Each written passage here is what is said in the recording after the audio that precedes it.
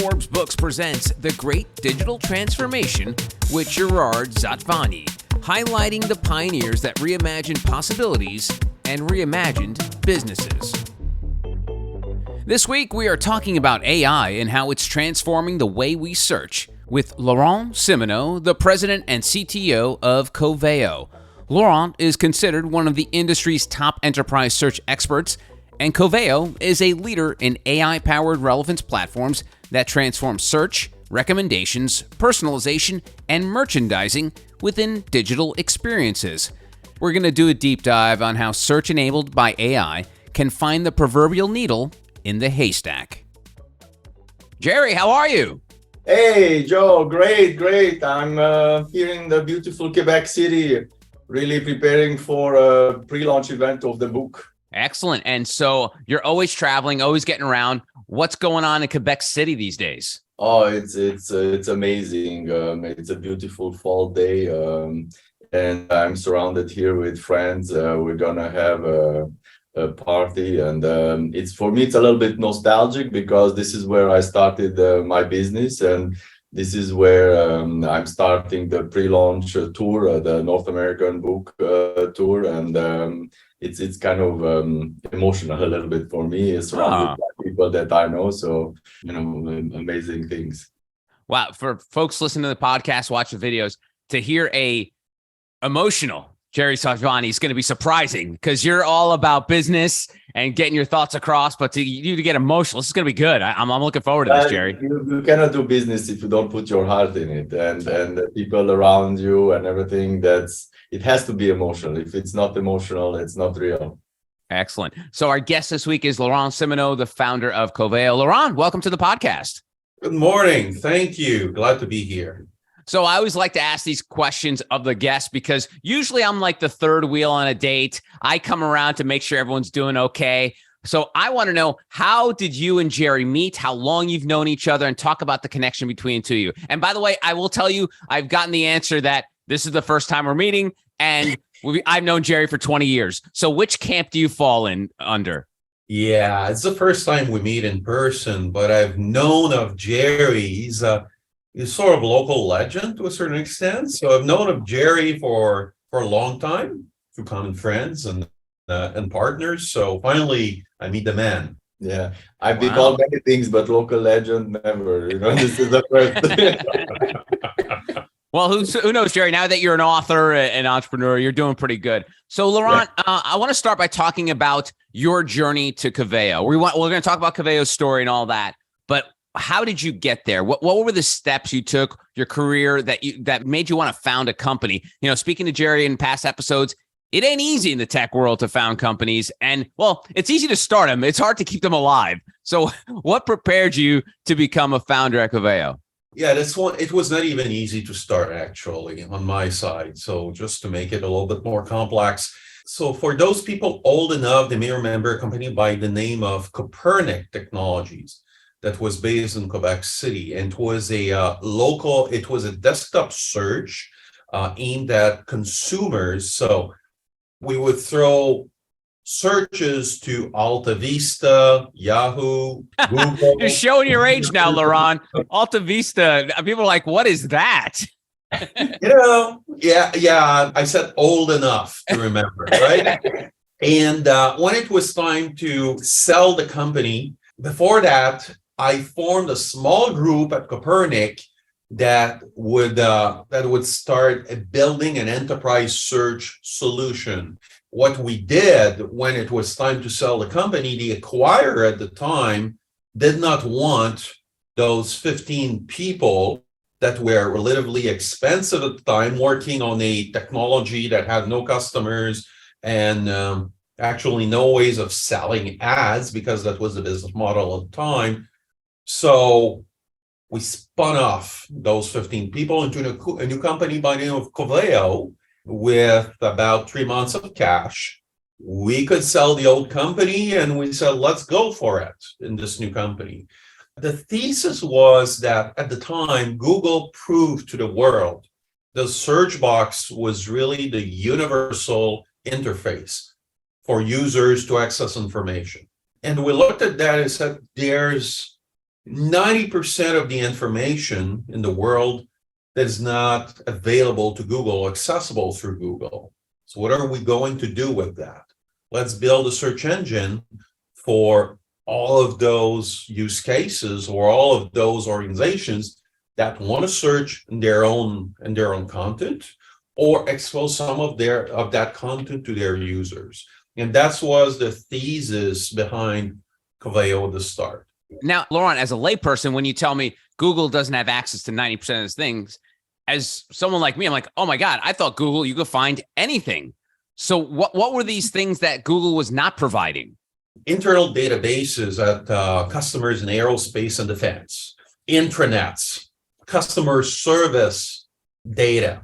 It evolved into customer service websites. It evolved into e-commerce websites, for instance. So organizations want to own that, right? They want to own the experience and they want to power the experience for their own customers or their own employees. That's what we do for a living. Basically, Google is everything that is published. Everything that is not published, which is the below the water part of the iceberg, this is what Coveo searches. So it's a huge amount of data and information. So you can plug into your enterprise and go through all of your systems and bring up the information in a manner that is relevant to your users. And Jerry, I know you've got your paws everywhere in continents all over the planet. When did Coveo come up on your radar?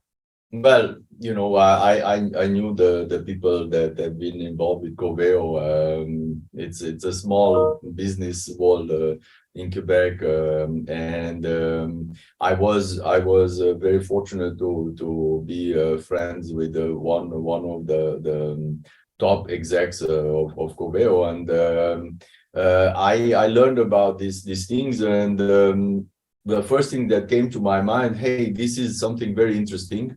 How can we bring it for us as a user, OSF? We are using actually Coveo for our databases. How can we, so that we can connect everything that we have and really facilitate the life of our employees by easier access and more relevant access to information.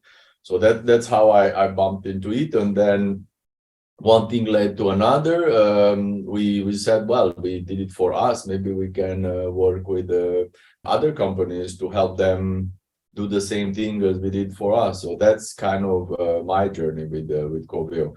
And it's not obvious because it's, you believe that all of this information is so easy to access, so easy to, but the fact that you have so many different systems makes it very difficult to digest, makes it not so relevant. So having something that connects everything, brings it together, and puts it in a manner that is relevant, it's powerful. And Laurent, the tech industry loves their wordy press releases. So I found a Coveo press release where they explain what your company does, and I'm going to read it.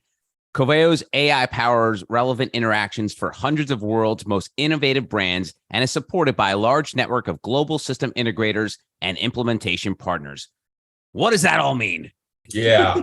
What it means is that Coveo aims at solving big and complex problems for large companies. It's around e-commerce, making your store performing better because we understand your intent. And we can do A/B testing and optimization almost in real time based on what you really want, while at the same time matching the merchandiser's objectives of pushing certain products versus others. It means doing the same thing in the context of customer service. Every problem that you can solve on your website means that the agent, the very expensive customer service agent, will not have to spend time on this, right? It means helping tens of thousands of employees finding the right information in their own network so they can innovate faster, they can solve problems in a more efficient manner, and so on. So that's what we do. And then all of those large customers, or at least a lot of them, are trusting folks like Jerry and others with their data, with their infrastructure, with their systems, with their IT strategy.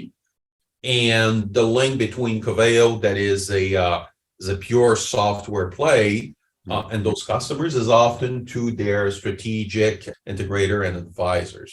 Maybe it would be interesting to go into a specific case, because we are talking in very interesting generic terms, but like going into a very specific case of what impressed you, like in a way Coveo has been used and search as an idea has been used with maybe one of your customers, an example that really intrigued you. Yeah, sure. So And Laurent, we don't want to get you in trouble, so you don't have to say the customer name if that's going to be a problem. So you could just say, describe.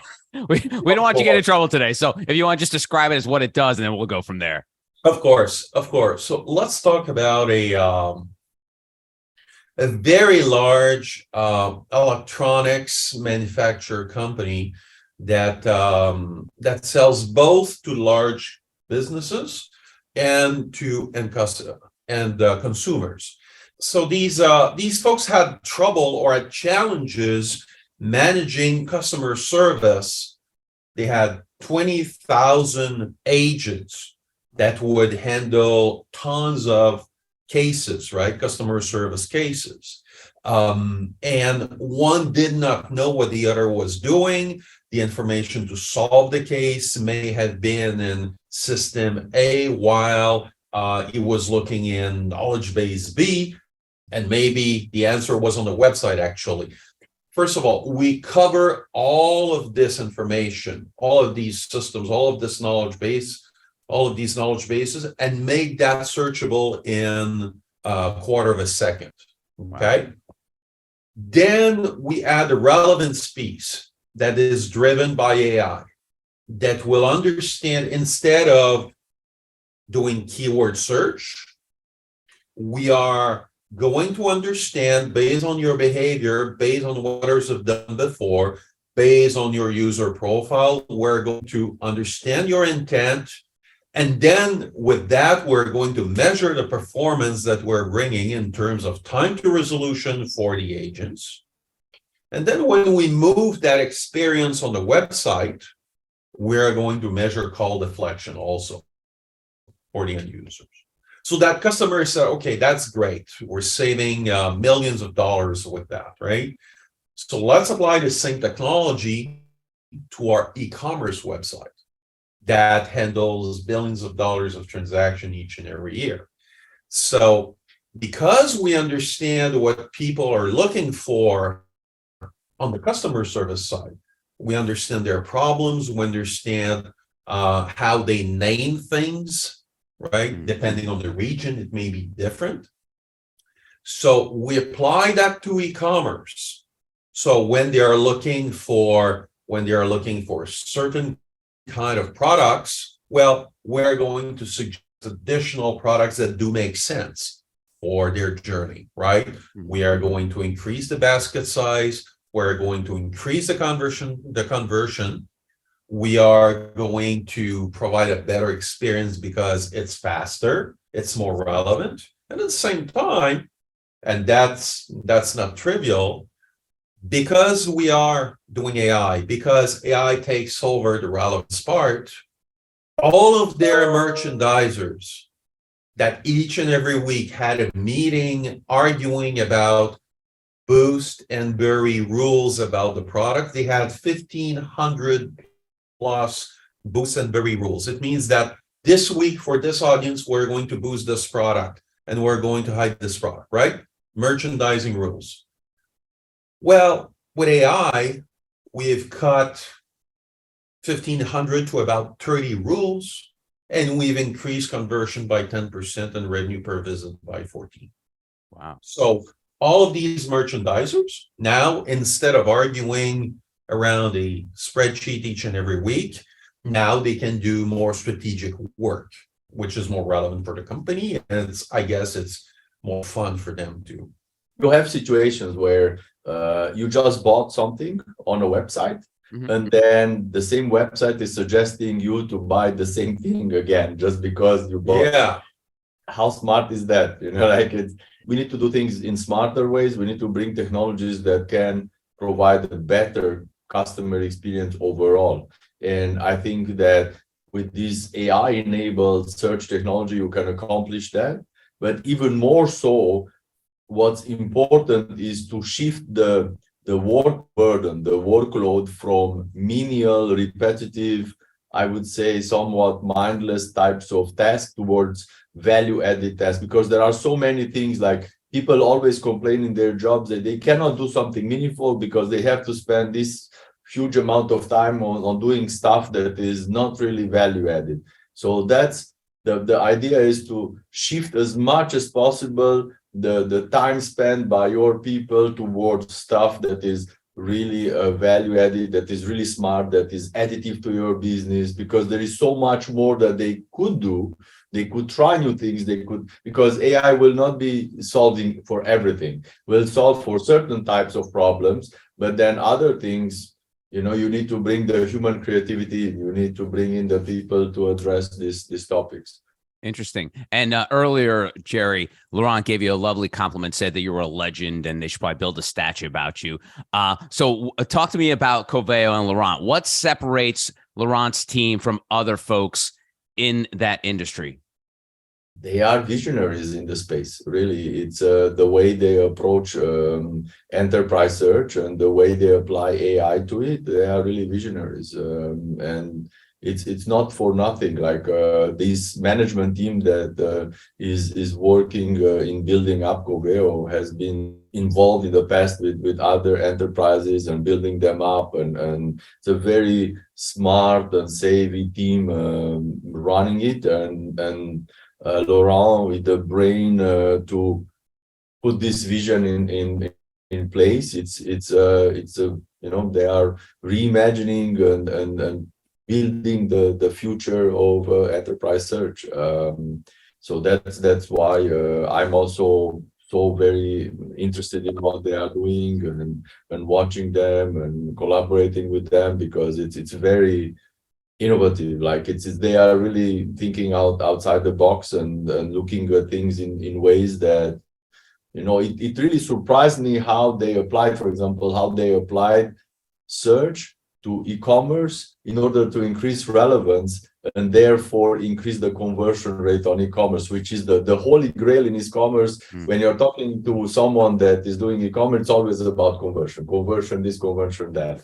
And the way that they are actually putting it together and using search and AI to increase conversion and help merchandising to improve their day-to-day for increased conversion by being smarter and more productive. This was I haven't seen this coming, and when I saw it, I was, this is interesting. This is like new ways of, like, digital transformation. In my opinion, it's about looking at technologies and what the technology can bring to reimagine your business. There are so many possibilities. You can use technology in so many ways in today's world. It requires you to sometimes step back and say, okay, I'm gonna rearrange my business because look how many possibilities do I have.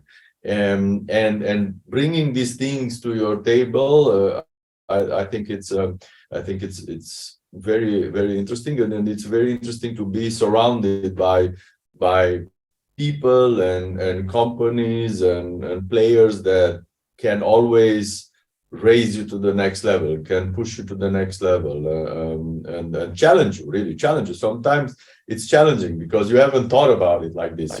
You're not used to it. You're used to do things in a certain way in your day-to-day, and then comes someone and completely challenge the way you're doing things, and it takes you out of your comfort zone. But that's the interesting thing.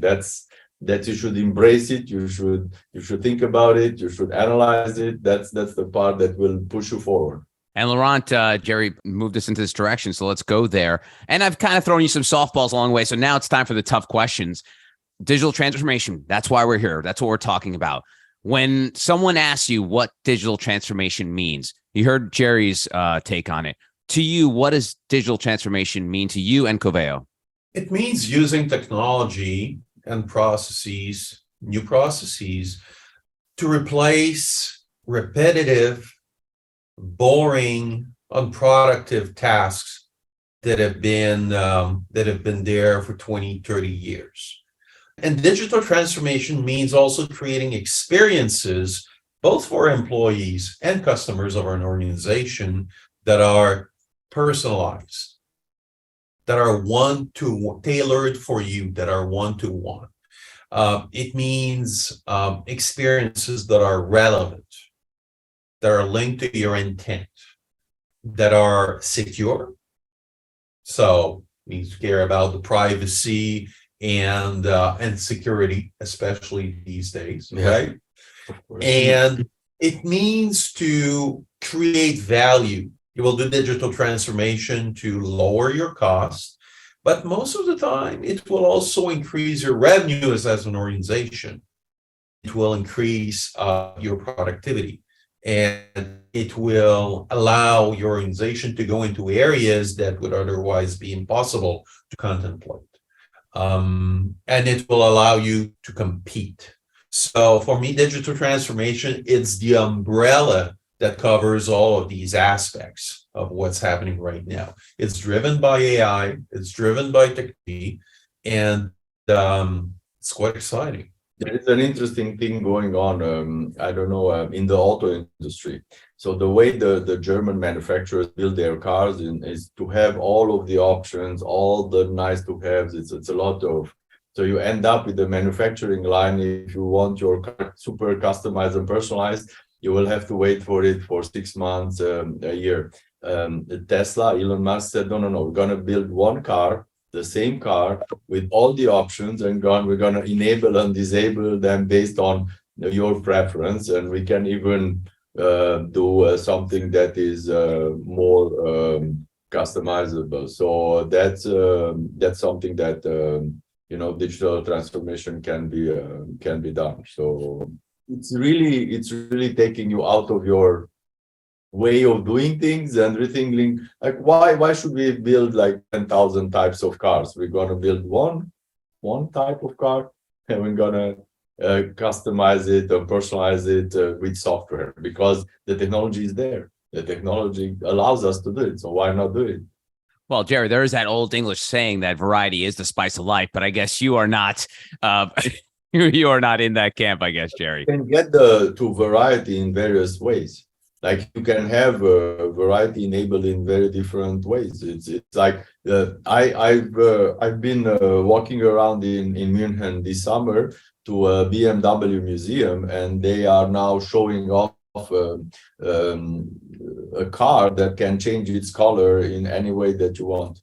Wow. So it's a different way of creating variety. That's the same way like Tesla, it's creating variety in different ways.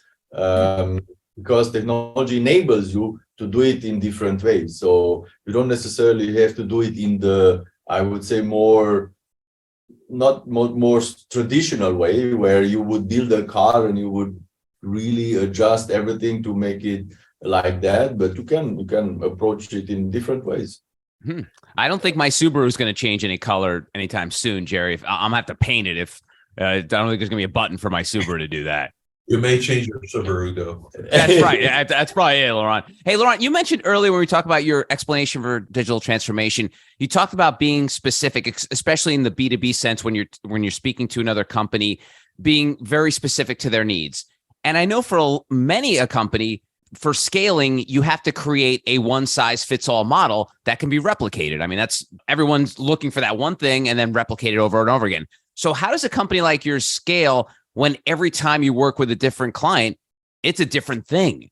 Does that make your process longer, tougher, or have you gotten it down to the point that you've been doing this for so long that it's easy for you to come up with different systems for different companies? Yeah, so that's a great question. And the way we look at it is we've got to provide the same thing to all of our customers, the same engine to all of our customers, but with a lot of flexibility in it.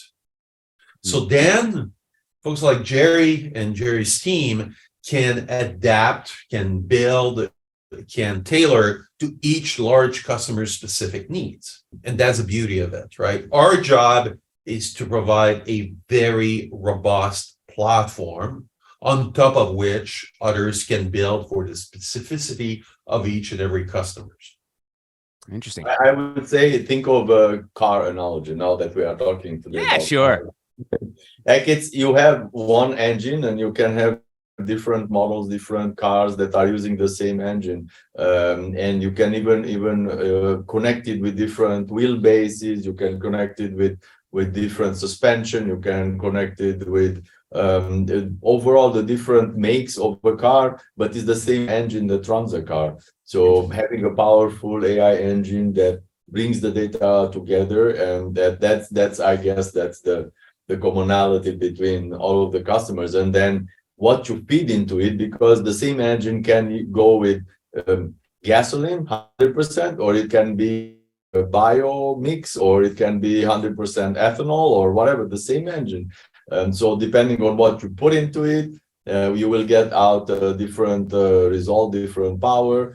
You know, these kind of customizations that go around it, which you can fine tune it, you can adjust it, you can build it in different ways, but it's the same engine that does the job. And just to give you an example, in the next minute, just as we speak, there will be thousands of searches being done on a home improvement website in Australia, a fashion website, fashion store in Europe, a grocery store in North America, all on the same platform, all in the same cloud in fraction of a second.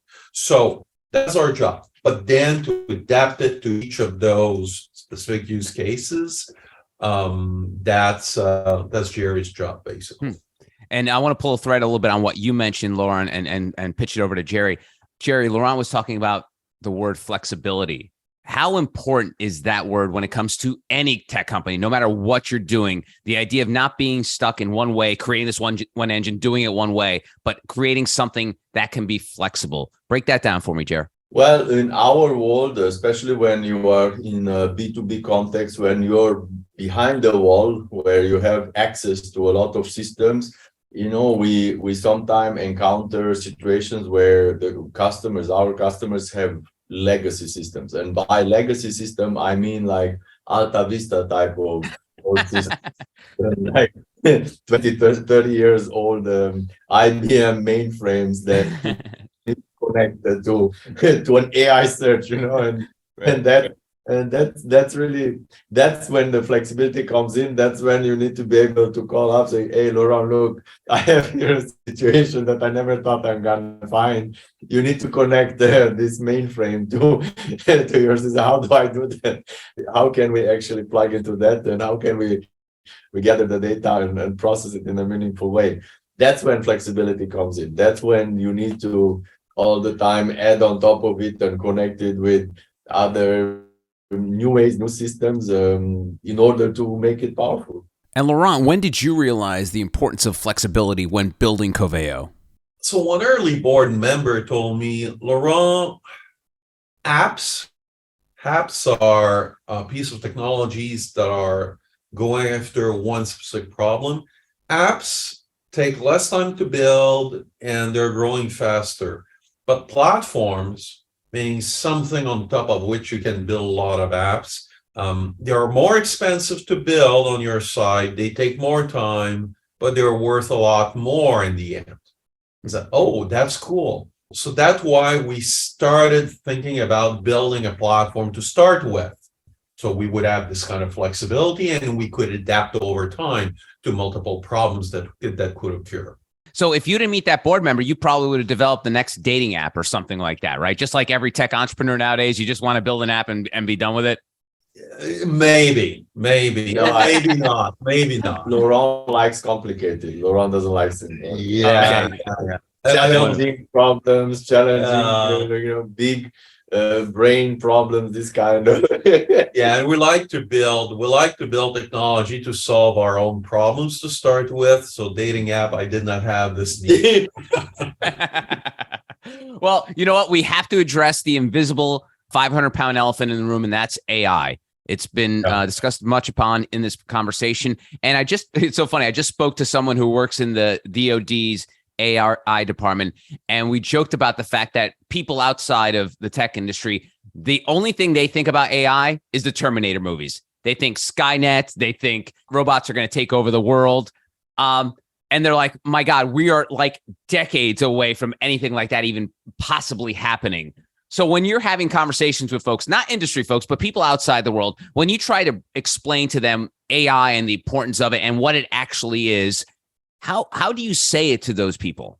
AI is a technology that will use surrounding data, the past history, the events, the past activity from users on a website, for instance, to stop guessing, stop being irrelevant, stop being random, and really tailor the experiences and the information based on what people are really expecting. If you just do a search on a grocery store website, you search for fish. If you don't have AI, maybe you will get those fish cookies, right? That will appear on top. Why is that? Because there's a Boussenberry rule that says that the fish cookies are more profitable. So let's promote that. AI will understand that based on past transactions, based on past experiences. When Laurent or Jerry were looking for fish, chances are we would rather see salmon or cod or things of that nature than cookies, right? And AI also allows you to personalize. So if you're buying tofu and all sorts of vegetarian meals, you may not be a prime candidate to get the big promotion for the rib steak, right? Mm-hmm. So those are the kinds of things that AI is solving today.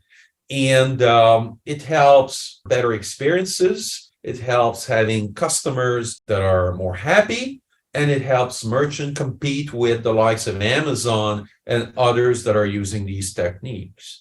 And AI basically is also evolving at removing repetitive, as I said earlier, repetitive and boring tasks for employees. And that's great for society as far as I'm concerned. There's a way to leverage the real potential in human beings by not asking them to do stupid, repetitive, boring things and boring tasks. So AI is also there to help that.